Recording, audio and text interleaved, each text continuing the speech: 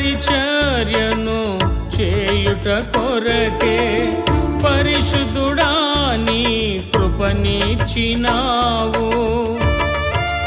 పరలోక రాజ్యము పొలములో దాచబడిన ధనమును పోలియున్నది. ఒక మనుష్యుడు దాని కనుగొని దాచిపెట్టి అది దొరికిన సంతోషంతో వెళ్ళి తన కలిగినదంతయు అమ్మి ఆ పొలమును కొనును.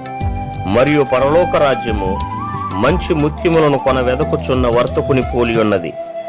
అతడు అమూల్యమైన ఒక ముత్యమును కనుగొని పోయి తన కలిగినదంతయు అమ్మి దాని కొనును. మరియు పరలోక రాజ్యము సముద్రంలో వేయబడి నానా విధములైన చేపలను పట్టిన వలను పోలియున్నది.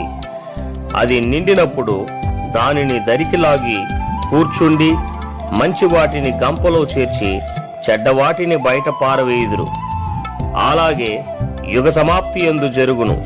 దేవదూతలు వచ్చి నీతిమంతులలో నుండి దుష్టులను వేరుపరిచి వీరిని అగ్నిగుండములో పడవేయుదురు. అక్కడ ఏడ్పును పండ్లు కొరుకుటయును ఉండును.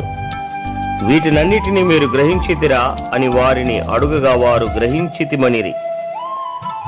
ఆయన అందువలన పరలోక రాజ్యములో శిష్యుడుగా చేరిన ప్రతి శాస్త్రియు తన ధననిధిలో నుండి క్రొత్త పదార్థములను పాత పదార్థములను వెలుపలికి తెచ్చు ఇంటి యజమానుని పోలియున్నాడని వారితో చెప్పెను.